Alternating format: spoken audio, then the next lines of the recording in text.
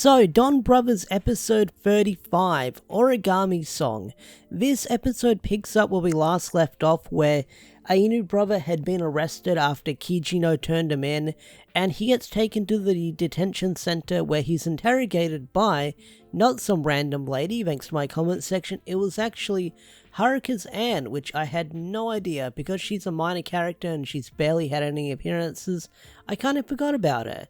But of course, she's hot for Inubasa as well, which is kind of crazy. So, this whole episode is Inu brother working with the police, where they kind of know about the bestials or the Juto, so they want him to discover their secrets and find out what the hell is going on with them, because they found out that the police officer chief is not acting normal, and it's something to do with the people disappearing, but they don't have the whole clone thing going on right now. But this episode we actually see the land of the Juto, and it's really freaking creepy because it's this weird forest place, and you see all these origami in the background and they're sort of living their lives, and you see the Juto there, and you see all the people that they're cloning and they're pretending to be sort of asleep in the trees and asleep in the vines.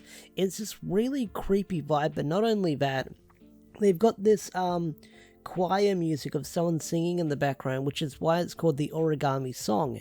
And the episode has the big cliffhanger at the end where Inu brother gets captured by them and gets turned into a bestial. Well, a bestial is pretending to be him, which it looks like they're going to conclude that storyline next week, which kind of sucks because I feel like they could have made a mini arc out of this, but I guess this is the mini arc that we're doing.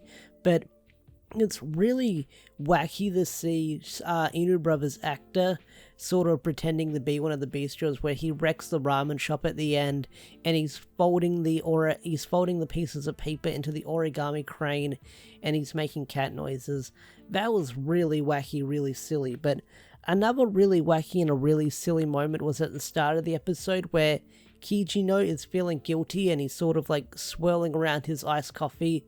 And I love Momotaro's response where he says, "Iced coffee is not meant to be an instrument, be quiet." And then sort of Kijino just snaps at everyone and he sort of has his tough guy moment, but then he just runs out sulking.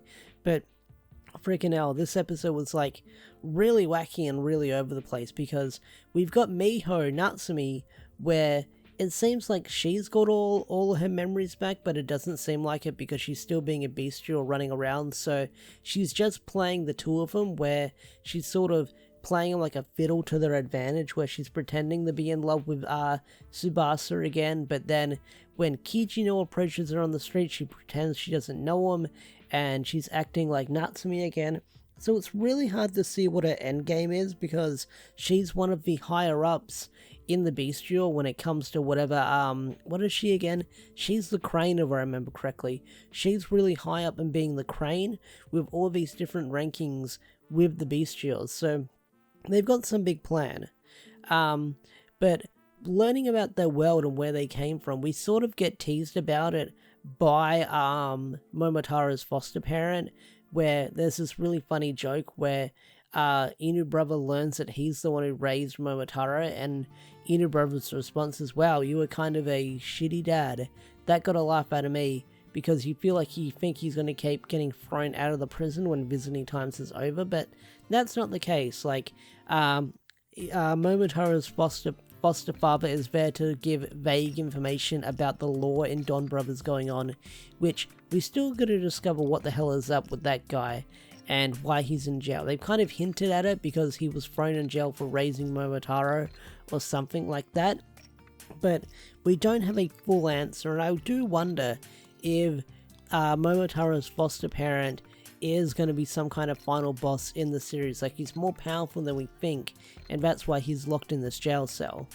Now, there's also a Jiro subplot going on where his childhood friend Rumi comes to visit him, and Jiro's still stuck in bed as he's still wounded from his battle from Murasame a couple of episodes, and there's a scene where he nearly gets out of bed, but he's too wounded to fight. But I did like the running gag that they had going on where he was so feverish and he couldn't see anything that when he heard Rumi's voice, he thought it was an angel, and there's this one scene where it's sort of like her head photoshopped on all these angels and it's flying down towards him.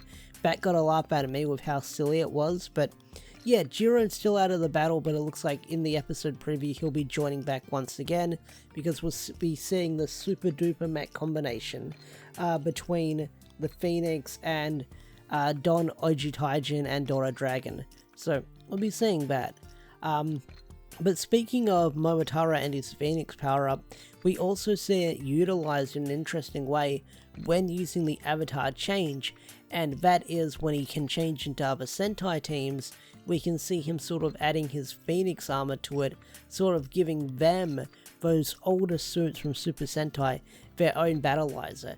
And I gotta say, it looks really cool because this episode we got to see it with the Tokuja outfit, and next week we'll be seeing the Zyuohger outfit. So I can't wait to see how they're going to utilize that moving forward with the gears that they use, because they don't use the avatar change a lot, because they release the gears, like the gears you can buy from Bandai, and I've imported a lot of them from Toku Collectibles, but they barely used them in the show. Like, they only use them sparingly, which is kind of good because they're not shoving the gimmick right in your face. But yeah, this episode ends with Inubasa getting captured by the Bestials, and there's someone running around pretending to be him. So I do wonder if they're going to morph and transform into him and join the Don brothers to get information.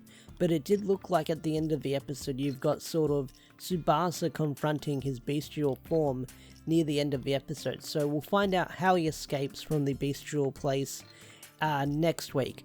Well, I say next week, but if I said next week in this video, I do apologize. But Don Brothers and Kamen Rider Geats is off next week, and it will be returning the following Sunday. So on the 13th of November is when Don Brothers and Geats will return. So stay tuned for those reviews when they drop eventually. But what did you guys think of Don Brothers episode 35? Love it? Hate it? Tell me in the comment section down below. I'd love to hear your thoughts and opinions. With that said, I'm going to bring this video to a close. If you enjoyed this video, hit that like button, subscribe to the channel if you're new, and I will see you guys later. Peace out, take care, bye.